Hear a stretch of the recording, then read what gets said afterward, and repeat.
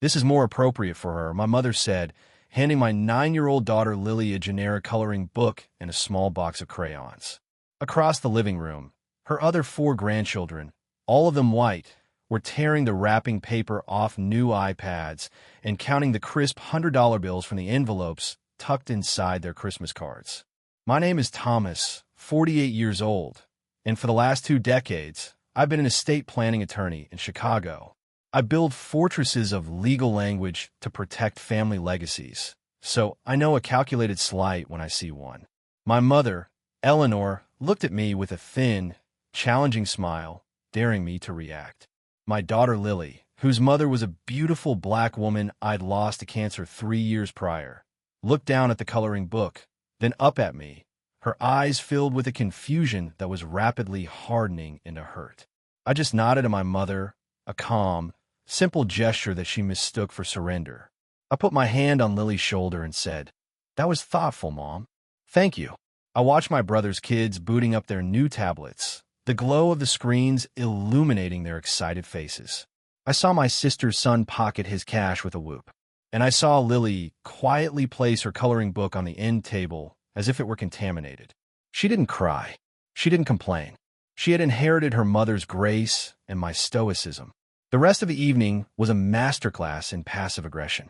My mother gushed about my nephew's acceptance into a prestigious private academy, the same one she'd claimed was not a good fit for Lily last year.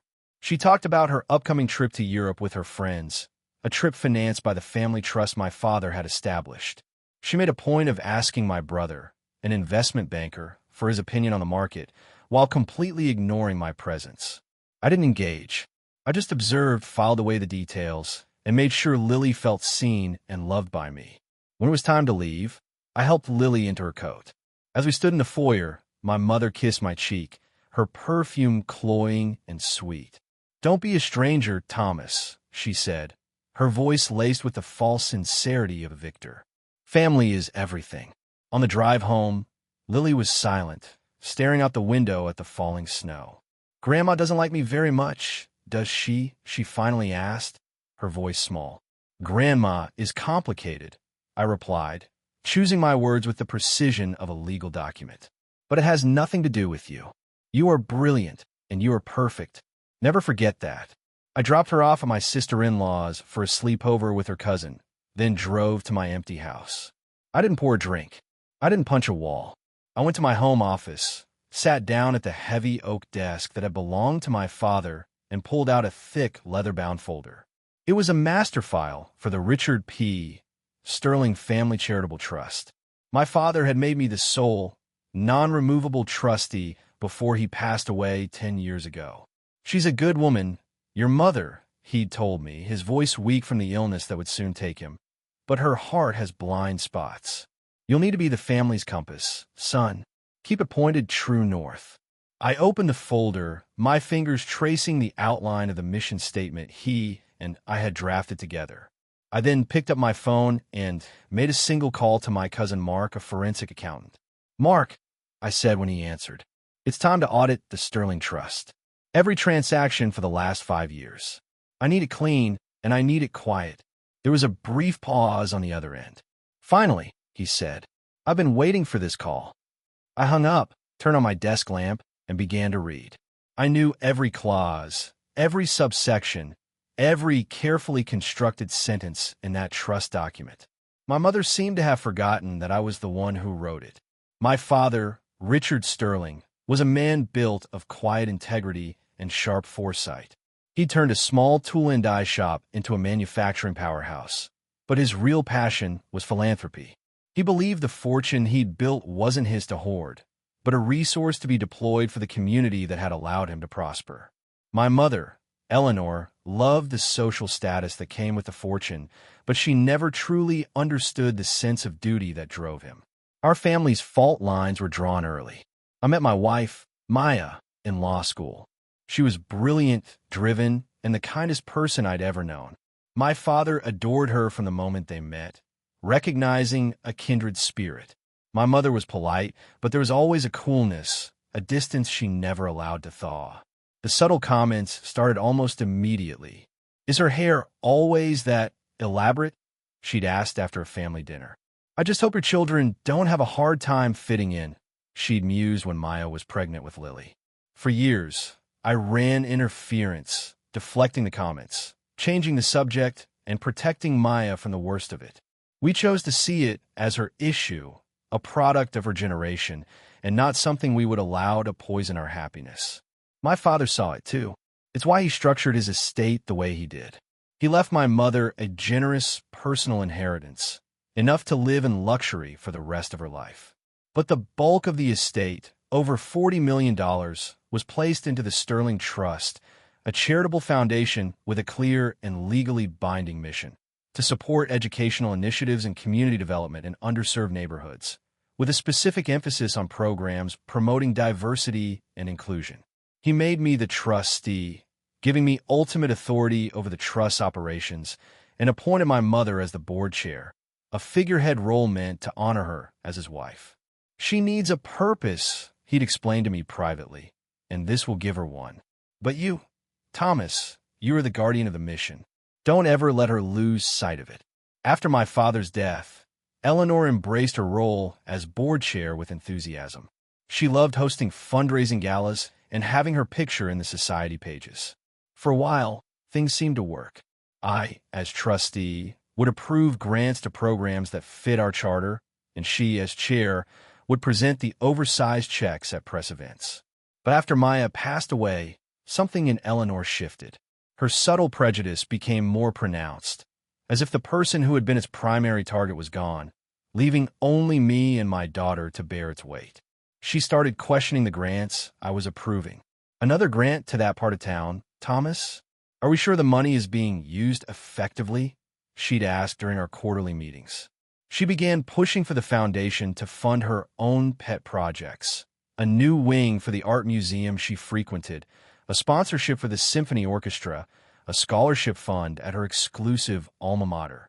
All worthy causes, perhaps, but a world away from the inner-city literacy programs and vocational training centers my father had envisioned supporting. I held the line, reminding her of the trust's legal mandate, but she began to see me not as a son, but as an obstacle. The Christmas gift incident wasn't an isolated event. It was a declaration. It was her way of showing me, and more cruelly, my daughter, where we stood in her version of the family hierarchy. She believed she was untouchable, protected by her position and her wealth. She thought I was just a quiet, bookish lawyer who would absorb the insult and retreat, as I had done so many times before to keep the peace. But she had made a critical error in judgment. She had mistaken my patience for weakness, and she had targeted my child. In doing so, she hadn't just broken a social contract. She had violated the very spirit of the legacy I was legally bound to protect. As I sat in my father's chair, the weight of his trust settled on me not as a burden, but as a roadmap. He had foreseen a day like this. He had known his wife's character, and he had given me the tools to act as the family's compass. The needle was now pointing true north, and it was a direction my mother would not like. The first step was to build a case as meticulously as I would for a major client. Emotion had no place in this. Only facts, data, and irrefutable documentation would suffice. I spent the next 2 weeks in a state of quiet, focused activity. I started by calling my brother and sister. I didn't accuse or frame the conversation around my mother's racism. Instead, I spoke with concern. "I was a little worried about Mom at Christmas," I said to my sister, Sarah. She seemed distracted. "Did you notice how the gifts were a bit uneven?" Sarah, who always tried to avoid conflict, was hesitant at first.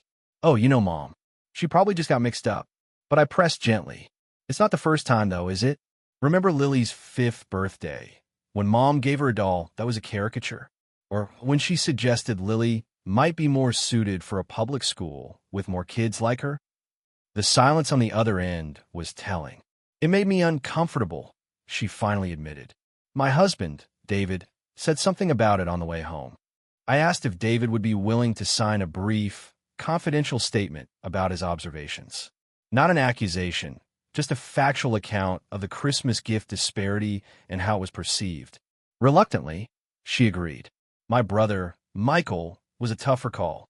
He was closer to my mother and benefited most from her social connections. But he was also a numbers guy. I took a different tack with him. Michael, I'm doing a standard review of the trust performance, and I need your eyes on something. I sent him a simplified summary of the foundation's giving over the past 3 years, highlighting the increasing number of proposals being rejected, proposals that fit our father's mission perfectly, while my mother's preferred cultural institutions received more and more discretionary funding. The ROI on these community grants is strong, I said, using his language. Low overhead, high impact. Dad's model was sound, but the giving pattern is shifting. Any thoughts? He grumbled about my mother's social climbing, but he couldn't deny the numbers. The trust was drifting from its intended purpose. I'll talk to her, he offered. No, I said firmly. Don't. This needs to be handled formally. For now, I just need to know if you agree with my assessment of this data. He did. While I shored up family perspectives, I focused on Lily. I found a local art class focused on digital illustration, taught by a young, talented artist. I bought her the best tablet on the market, far superior to the ones her cousins received, along with a professional suite of software. Your grandfather believed in giving people the right tools to build their dreams. I told her as she unwrapped it, her eyes wide with awe. This is from him. We spent hours together learning the software, her initial hurt from Christmas slowly being replaced by the excitement of creation. I was building her up, reinforcing her worth, insulating her from the poison my mother had tried to inject. All the while, my cousin Mark was working the background. A week after my initial call, he sent me a password-protected file. You're not going to like this, Thomas, the email read. It's worse than we thought.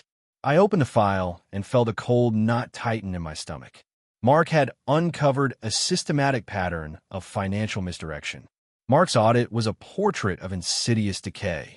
My mother wasn't just nudging the foundation toward her preferred charities. She was using it as her personal slush fund and a tool to enforce her social prejudices. The first red flag was a series of grants made to something called the Heritage Cultural Society.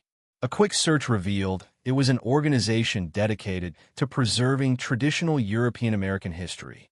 Its board members were all my mother's friends from the country club, and their public events explicitly excluded what they termed modern, revisionist influences. She had funneled nearly $500,000 to this group over 3 years, money that was supposed to be funding after-school programs in the inner city. Then there were the expenses. My mother had been billing the foundation for research trips to Paris, London, and Florence, claiming she was studying European philanthropic models. The travel receipts Mark found were from 5-star hotels and Michelin-starred restaurants. She was taking luxury vacations and writing them off as foundation business.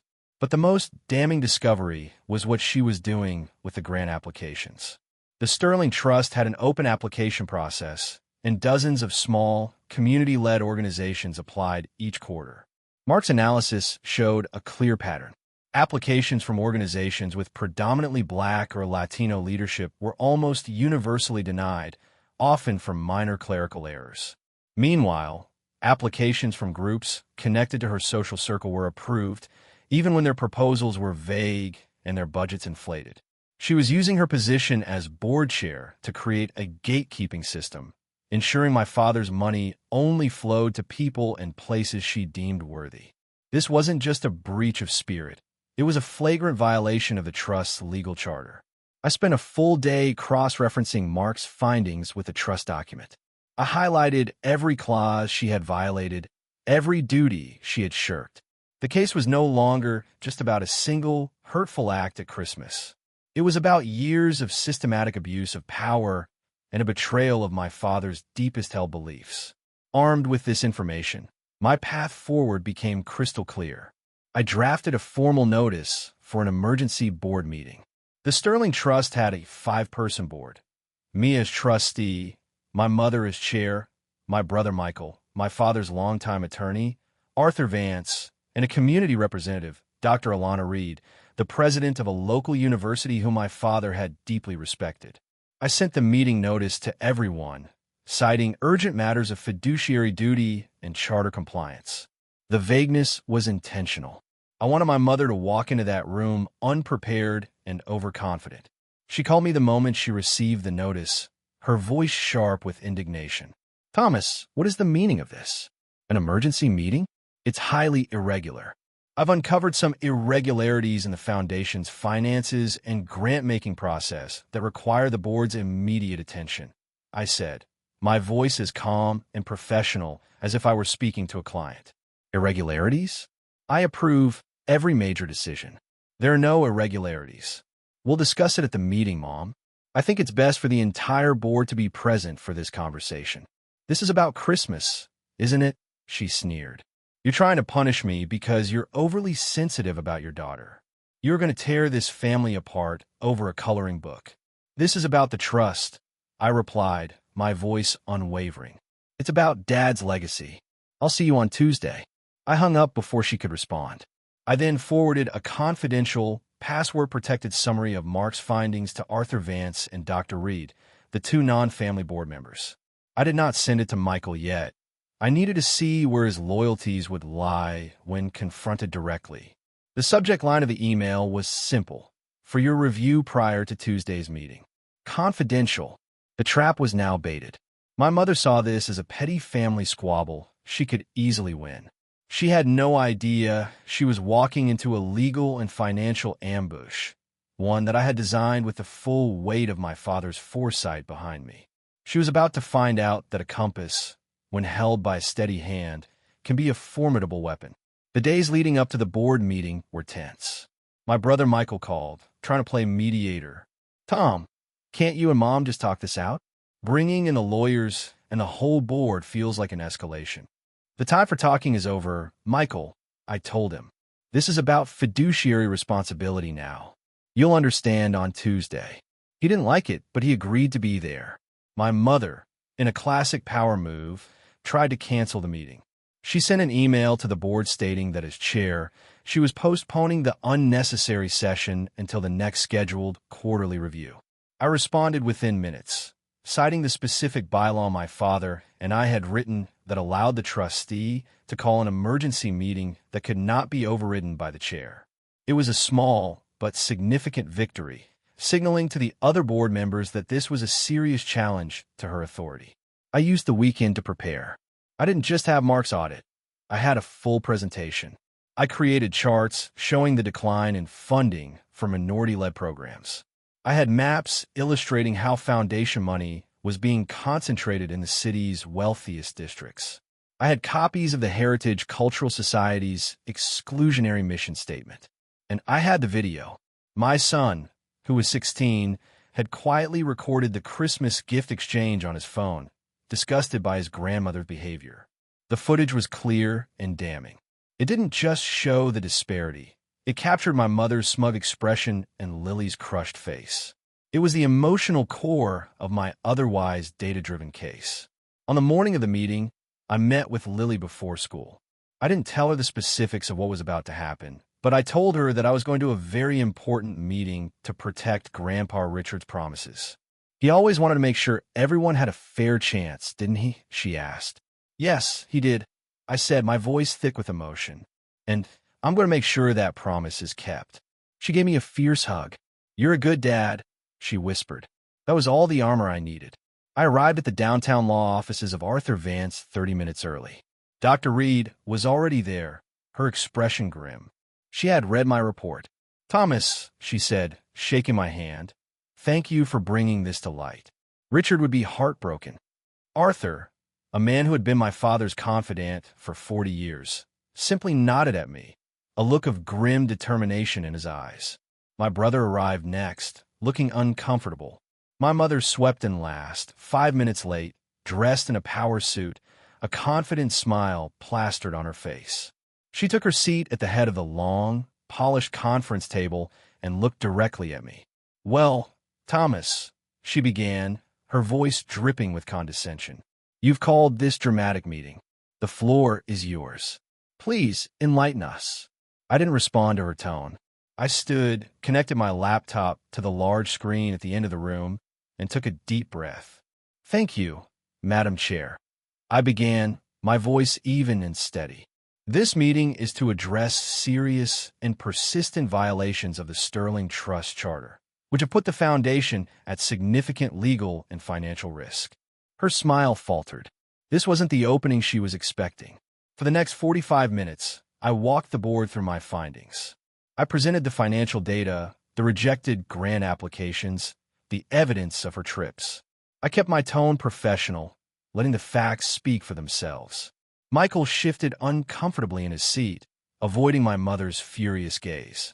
When I got to the Heritage Cultural Society, my mother interrupted. "That is a wonderful organization dedicated to preserving our history." "It's history," I countered, putting their mission statement on the screen. "An exclusionary version of history that stands in direct opposition to this foundation's mandate to promote diversity and inclusion." I saw Arthur Vance make a note on his legal pad. Finally, I turned to the matter of Christmas. "Some of you may feel this is a private family matter," I said, "but I argue it is the clearest possible demonstration of the discriminatory judgment that has infected the Foundation's leadership." I played the video. The room was silent. On the screen, my mother's casual cruelty was undeniable. Lily's quiet pain was heartbreaking. When the video ended, no one spoke. My mother's face was a mask of fury. My brothers stared at the table. Dr. Reed looked at my mother with profound disappointment. "This," I concluded, turning off the screen, "is a profound failure of leadership and a betrayal of the trust Richard Sterling placed in all of us, but most especially in his chair." I sat down, my part in the presentation complete. The air in the room was thick with the fallout. My mother was about to learn that the fortress of legal language my father and I had built had no room for the blind spots in her heart. "How dare you?" my mother finally hissed, her voice shaking with rage. She turned to the other board members, her composure cracking. "This is a family matter, a personal vendetta from a bitter son who is using his position to attack me." Dr. Lana Reed spoke first, her voice calm but firm. "With all due respect, Eleanor, the financial documents are not a family matter. The grant-making patterns are not a family matter. They're a governance matter. And frankly, they are appalling." My brother Michael, cornered, finally looked up. He wouldn't meet my mother's eyes, but he looked at me. "The numbers are what they are," he mumbled. "It's not good." My mother slammed her hand on the table. "I am the chair of this board. I have guided this foundation for a decade." Arthur Vance, who had been silent throughout the presentation, cleared his throat. The room fell silent. "Eleanor," he said, his voice gentle but carrying the weight of his long history with the family. "Richard was very specific when he and Thomas drafted the bylaws. He anticipated the possibility of conflict between the chair and the trustee. He built in a fail-safe.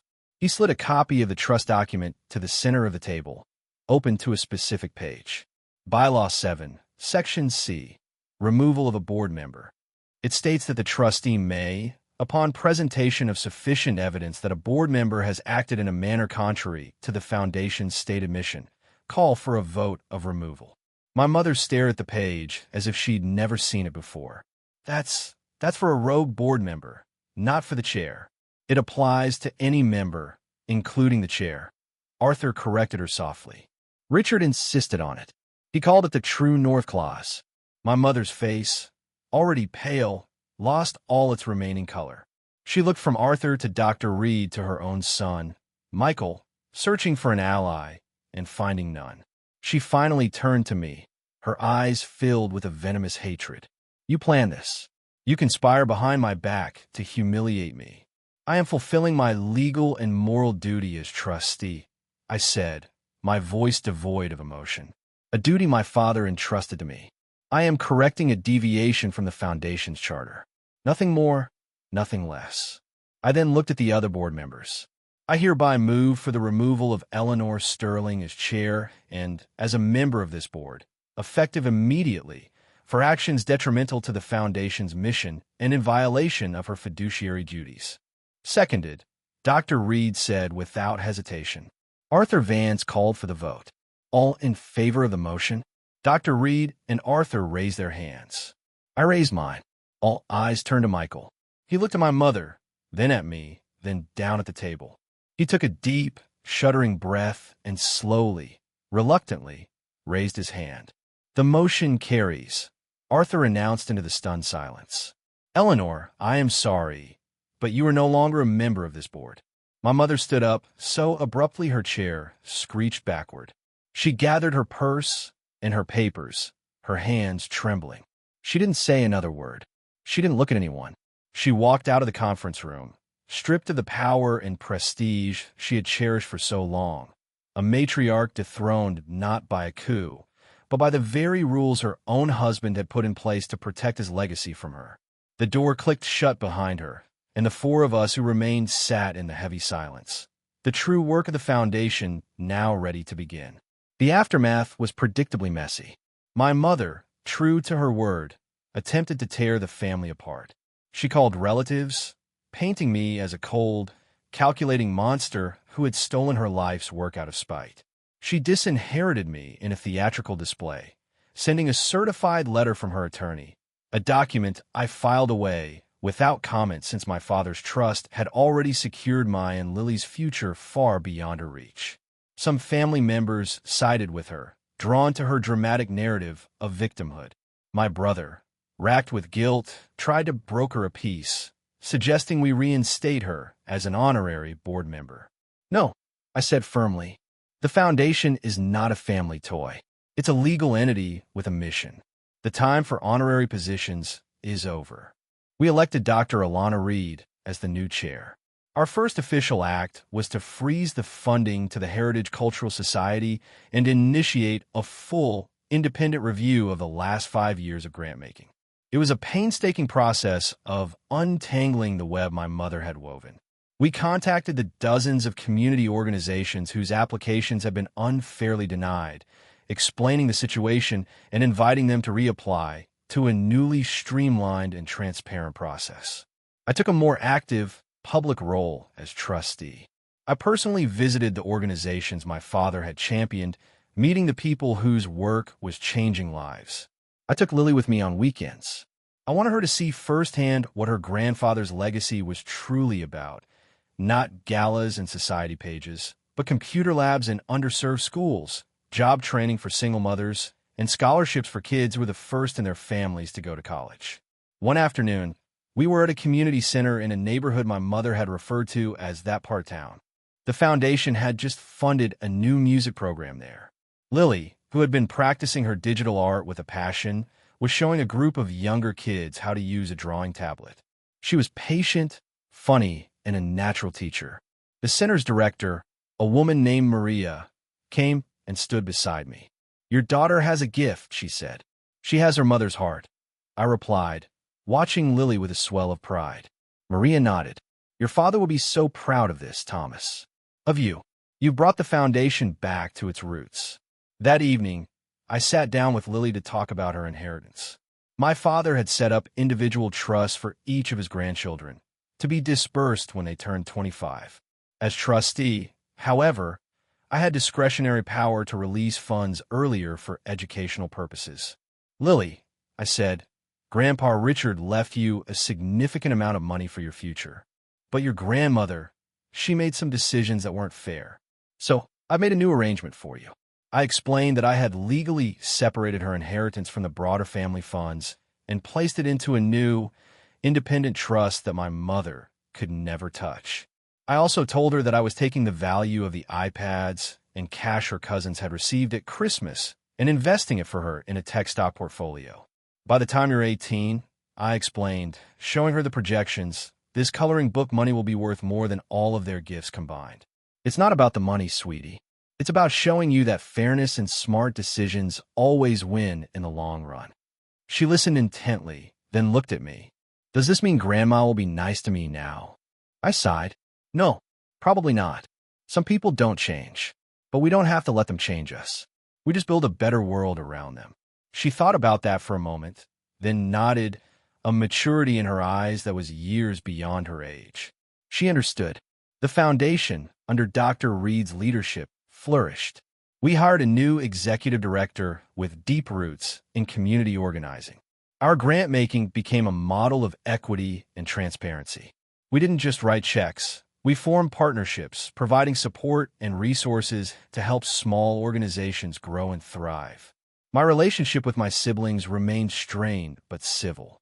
Sarah, my sister, eventually came around, admitting that while my methods were harsh, the outcome had been necessary.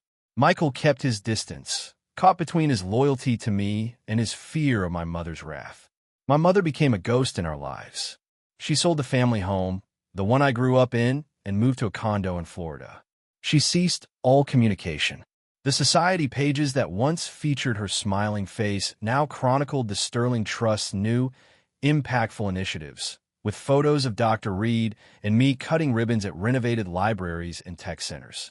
Her absence was a void, but not an unwelcome one. It was a silence that allowed for healing and new growth. A year after the board meeting, I established a new, major scholarship fund through the foundation. The Maya and Richard Sterling Legacy Scholarship was designated for first-generation college students pursuing degrees in law, education, and the arts. The first recipient was a brilliant young woman from the West Side who wanted to become a civil rights attorney. At the awards ceremony, held at the university where Dr. Reed was president, I was asked to say a few words.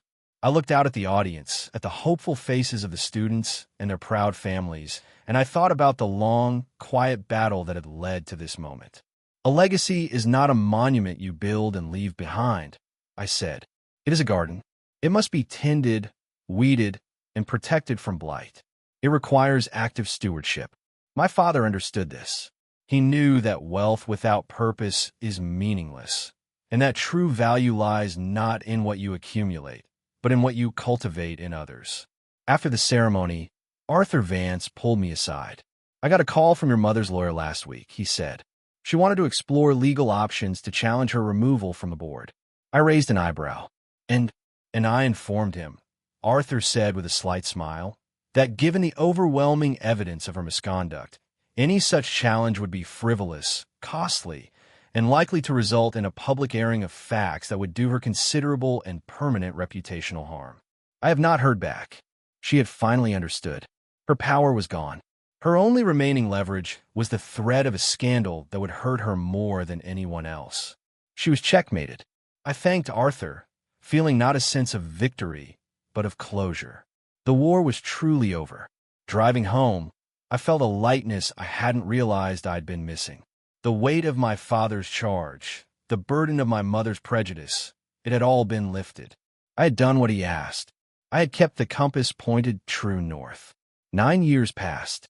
The Sterling Trust became one of the most respected philanthropic organizations in the state. Lily, now 18, had blossomed into a remarkable young woman. Her passion for digital art had led her to become a gifted graphic designer and animator. She was accepted early into her first-choice university, a top-tier art school in New York, with a portfolio that had the admissions committee buzzing. The small tech stock portfolio I had started for her with the coloring book money had, through a decade of smart, steady growth, ballooned into a sum that would cover her entire 4-year tuition with plenty to spare. One evening, a few weeks before she was set to leave for college, we were sitting on the back porch of my house. The sun was setting, casting a warm glow over the garden Maya had planted years ago, a garden I had meticulously tended. Lily was showing me her latest project on her tablet, an animated short film about a young girl who could bring her drawings to life. It was clever, beautiful, and deeply moving. I was thinking about Grandma Eleanor today, she said out of the blue, not looking up from her screen. I waited, unsure where this was going. We hadn't spoken of her in years. I used to be so angry at her, she continued. But I'm not anymore. I think I just feel sorry for her. Why is that? I asked gently. Because her world is so small, Lily said, finally looking at me.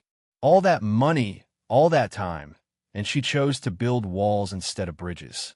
You and Grandpa Richard, you're builders. She's not. It must be a lonely way to live. The simple profundity of her words struck me deep. She had seen the truth of the situation more clearly than any adult in the family. She hadn't just overcome the hurt. She had transcended it, armed with an empathy my mother could never comprehend. A week later, a package arrived. It was a small, heavy box with a Florida postmark. No return address. Inside, nestled in tissue paper, was a small, ornate silver music box, one that had belonged to my father's mother. It was one of the few things my mother had taken when she sold the house. There was no note. I knew what it was. A white flag. A silent, inadequate apology. An acknowledgement, perhaps, that she had been wrong. I placed the music box on the mantel, next to a picture of my father and Maya. It was a relic from a past that felt like another lifetime. That weekend, I helped Lily pack for college. As we loaded boxes into the car, I felt the familiar pang of a parent facing an empty nest, but it was overshadowed by an immense sense of pride. We had weathered the storm together. We had not only survived, but we had thrived. We had built something strong and beautiful out of the ashes of a painful betrayal. We had tended the garden. On a crisp autumn afternoon, I walked through the newly dedicated Maya Sterling wing of the Chicago Art Institute, a project funded by a major grant from our foundation. The wing was dedicated to showcasing emerging artists of color, providing a platform for voices that had historically been excluded from such institutions. At the end of the main gallery was a large interactive digital display, a permanent installation designed and programmed by a promising young artist, my daughter, Lily. Her piece was the centerpiece of the exhibit. As I stood watching visitors engage with her art, their faces filled with wonder, I felt a profound sense of completion. My mother's act of exclusion at Christmas all those years ago had been intended to make my daughter feel small and unworthy. Instead, it had set in motion a series of events that culminated in her work being celebrated in one of the most prestigious art museums in the world. It was an irony so perfect, so complete, it felt like something my father would have engineered himself. I received a letter from my brother, Michael, a few days later. He and his family had visited the exhibit. "Lily's work is incredible, Tom," he wrote. "It made me think a lot about Dad and about you. You made the hard choice, the right choice. Dad will be proud." Tucked inside was a check made out to the Maya and Richard Sterling Legacy Scholarship Fund. It was his own white flag. Later that week, I was reviewing the foundation's quarterly reports when I saw a small, anonymous donation for a few $100s. It came from a third-party payment processor in Florida, but my instincts told me exactly who it was from. It wasn't an apology, not really. It was a concession, a quiet admission of defeat from a woman who had lost everything that truly mattered.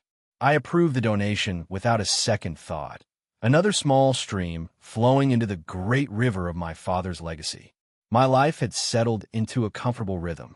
I still ran my law practice, but I spent most of my time managing the foundation, a job that brought me a deep sense of purpose. I visited Lily in New York often, watching with pride as she made a name for herself in the competitive art world. We never spoke of my mother. There was no need. Her story was over. Ours was still being written. One evening, sitting in my office and looking out at the city lights, I thought about the nature of revenge. I had never set out to destroy my mother. I had only set out to protect my daughter and my father's vision. The consequences that befell her were a result of her own actions, not my malice. The truest victory, I realized, wasn't in her downfall, but in the flourishing of everything she had tried to suppress.